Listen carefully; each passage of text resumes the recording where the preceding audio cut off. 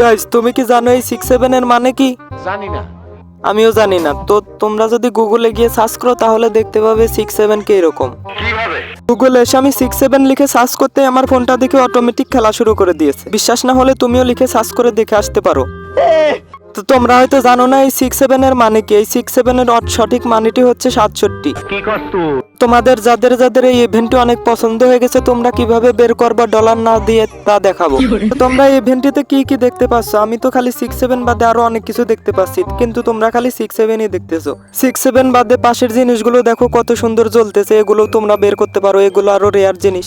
তো তোমরা কি করো, খালি 6-7 বের করার জন্য লাফালাফি করো। সঠিক বলেছেন। আমরা যদি 6-7 স্পিন করতে যাই এক একটা স্পিন $9 করে, কিন্তু আমার আছেই মাত্র $2। আমি এখানে স্পিন করতে পারলাম না। তোমরা যদি কিছু করতে পারো মানে ডলার টপ আপ করে তারপরে এখানে স্পিন করবা তাহলে তোমরা 6-7 পেয়ে যাবা। এখানে স্পিন করতে পারি নাই তাই কি হয়েছে যে ফিরে একটা ইভেন্ট এসেছে, এখানে আমি এখন করব। আমি এতদিন পরে যেগুলো টোকেন গুছাইছি সেগুলো দ্বারা এখন এখানে করব। আমি সহজে একটি গান স্কিন বের করে নেব, অতি সুন্দর একটি গান স্কিন।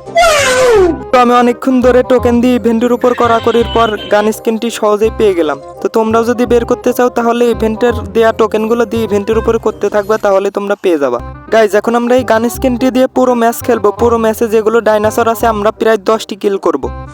আসো খেলবো, খেলা হবে, খেলা হবে। তো আমরা 10 কিলের চ্যালেঞ্জ নিয়ে চলে আসলাম পিকেতে। পিকের সাইডে নেমেছি। পিকেতে নামলে ঠেলা খেয়ে সরাসরি উপরে চলে যাবো। সকাল সকালে ঠেলা খেয়ে উপরে যাওয়ার কোনো মানে হয় না। জানি না কয়দিন ধরে এক্সএমএইট খোঁজা লাগবে, কবে যে এক্সএমএইট পাবো তারপরে খেলা শুরু করব। তা না হলে তো আমি ঠেলা দিতে পারছি না। যেখান দিয়েই যাচ্ছি শুধু আজে বাজে গান উঠে পড়ছে। আমার লাগবে এক্সএমএইট, কিন্তু আজে বাজে গান সবে আমার ব্যাগ ভরে যাচ্ছে। কি করা যায়? তো এই ঘরের ভিতর থেকে একটা এক্সএমএইট পেয়ে যাব, তাহলে আমি কোপাতে পারবো। এ কি এক্সএমএইট না, এক্সএমএইটের বাপ পরে আছে এখানে দেখি। গাইজ আজকে কি আমরা আদৌ এক্সএমএইট পাবো, নাকি এইভাবে ঠেলা খেয়ে আমাকে উপরে চলে যেতে হবে? আমি কাউকে ঠেলা দিতে পারবো না। যাই এখন পিকের দিকে যাই, একটা এক্সএমএইট পেয়ে গেলেই তাহলে খেলা শুরু করবো। এ কি, এ পাশ থেকে কি আমাকে উপরে পাঠিয়ে দিল? আর লেওরা উপরেই চলে গেলাম। যাই হোক গাইস, আমরা আরেকটি মেসেজ চলে এসেছে এই বাক্সের এইখানে। যদি আমরা একটি এক্সএমএইট পেয়ে যাই তাহলে তো খেলা শুরু হয়ে যাবে। এ কি এক্সএমএইট পেয়ে গেছি। এবার খেলবো ডাইনোসর, যে কয়টা আসবে সবাইকে ঠেলা দিয়ে ওদের খেলা শেষ করে দেবো। একটা টোকেন লাগবে, 300 টোকেন হলে আমি খুলতে পারবো। যাই হোক গাইস, এক্সএমএইটটা তো অবশেষে পাইলাম। এখন থেকে খেলা শুরু করব। ডাইনোসর যে কয়টা সামনে আসে ওদেরকে সবাইকে ঠেলা দেব, এক চাপা খেলা শেষ করে দেব। এতক্ষণ আমার খেলা শেষ করেছে, এখন আমি ওদের খেলা শেষ করব। 1 বছর পর আমি আস্তে আস্তে বিদ্যুৎ উৎপাদন কেন্দ্রের দিকে যাচ্ছিলাম, কিন্তু হঠাৎই একটি ডাইনোসর বোঝা ঘাস মাথায় নিয়ে আমাকে মারার জন্য চলে আসে। আমি এক্সএমএইট দিয়ে ঠেলা দিয়ে ওর ঘাসের টুপলা মাথা থেকে ফেলে দেই। সে দেখি তাড়াতাড়ি করে গুলাল মেরে প্যাক করে মেডি করতে শুরু করে দেয়। মনে হয় বুঝে গেছে ওর হাতে ঠেলা খেলে আজকে আর বাঁচতে পারবো না, তাড়াতাড়ি করে মেডি করে নেই।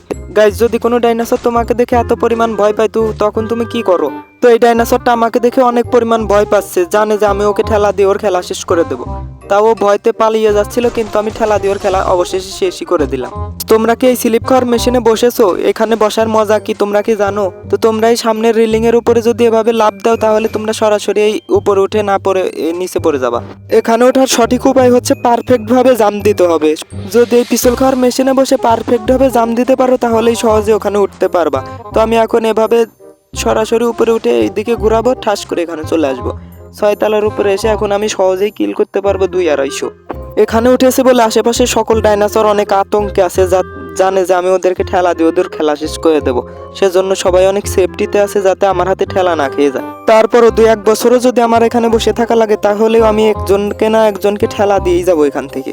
তো কয়েক মাস পরে এই পাশে আসতে দেখে একটি ছেলে সাওয়াল পালের মতো খেলা করতে করতে লাফাতে আসতেছে। আমি ওকে ঠেলা দিয়ে ওর খেলা শেষ করে উপরে পাঠিয়ে দিলাম। তো আমার চ্যালেঞ্জ ছিল 10 কিলের, কিন্তু আমি মাত্র করেছি 2 কিল। এটা কি ভাবা যায়?